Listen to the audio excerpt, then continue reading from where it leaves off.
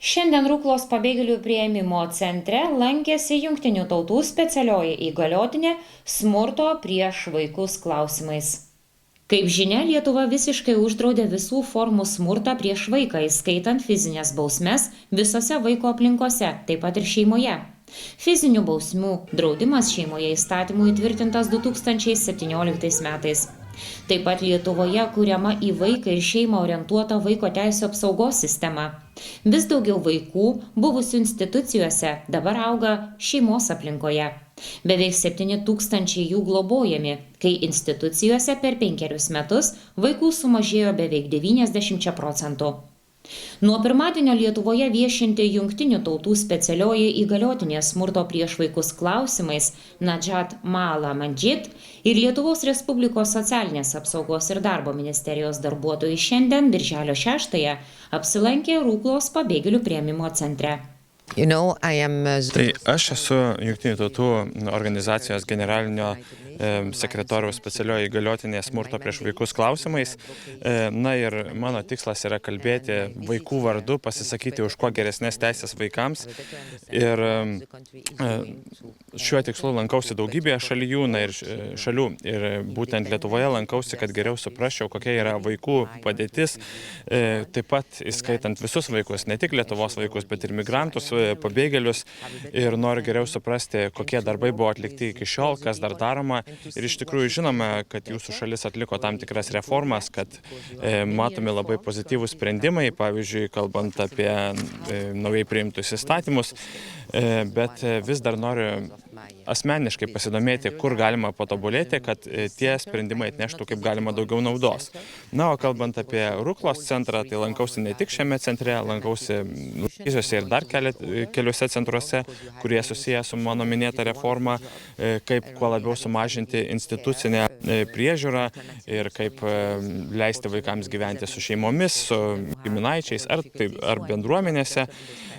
O kadangi kalbame apie visus vaikus, taip pat ir migrantų vaikus, tai todėl šis centras buvo viena iš vietų, kurią aplankėme. Na ir kaip žinome, susidūrėte su didžiulė krize, daug vaikų atvyko iš Ukrainos, iš kitų šalių, todėl turime daryti viską, kad užtikrintume lygias teisės visiems vaikams, nepriklausomai nuo jų tautybės ar kilmės.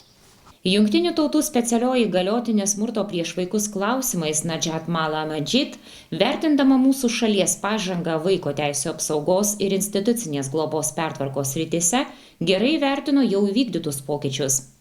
Kartu Jungtinių tautų įgaliotinė atkreipė dėmesį, jog socialinė ir vaikų teisių apsauga nuolat turi būti valstybės prioritetu ir tik bendradarbiaujant visoms valstybės institucijoms kartu, atitinkamai skiriant šiam klausimui adekvatų finansavimą.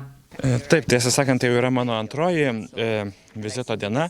Na ir tie žmonės, kurie galėtų geriausiai apibūdinti situaciją, tai be abejo yra vietiniai darbuotojai, vietiniai ekspertai. Bet tiesą sakant, vakar jau susitikau su jūsų socialinės apsaugos ir darbo ministrė Monika. Na ir matau, kaip ji užsidegusi šiuo klausimu. Ji pati asmeniškai pakvietė mane apsilankyti, įvertinti tai, kas jau nuveikta ir kaip būtų galima tai dar labiau sustiprinti. Ir tikrai turiu pagirti Lietuvą. Lietuva įdėjo labai daug darbo, kalbant apie vaikų priežiūrą, apie reformas šioje srityje, apie tai, kaip galima surasti alternatyvų instituciniai vaikų priežiūrai ir apskritai sustiprinti šią padėtį. Ir apskritai Lietuva demonstruoja puikius rezultatus, kalbant apie vaikų teisės, apie žmonių teisės, ir matome, kad vis daugėja investicijų į socialinės paslaugas, o daugelėje šalių kaip tik matau priešingą vaizdą.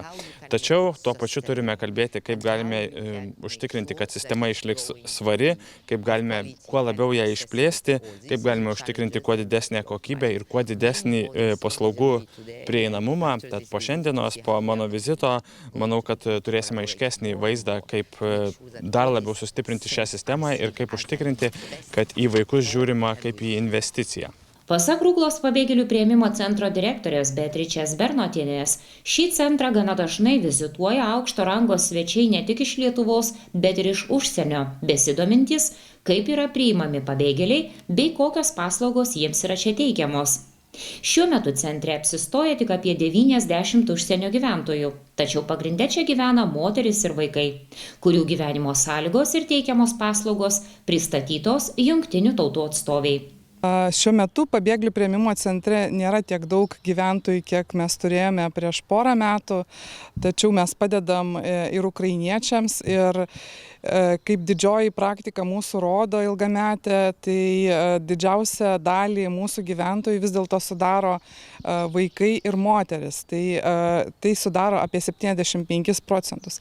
Jeigu imti tik tai vaikus, tai vaikų turime apie 40%. Visi vaikai lanko ir darželius, ir mokyklas, ir reaguojame, jeigu reikia pagalbos ir esame sutarę ir su institucijomis, kaip mes padėsime kiekvienoje situacijoje, kad vyktų darbas sklandžiai ir individualizuotas.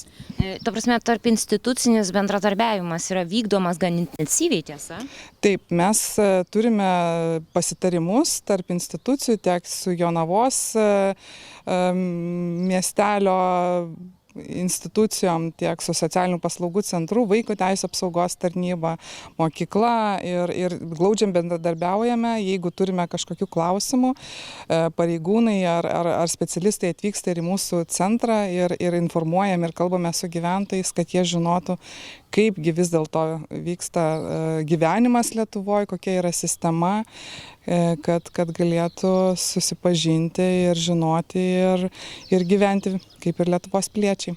Kaip žinia, į Ruklos pabėgėlių priėmimo centrą priimami ir nelydimi nepilnamečiai, kurie į mūsų šalį atvyksta be tėvų ar net artimųjų.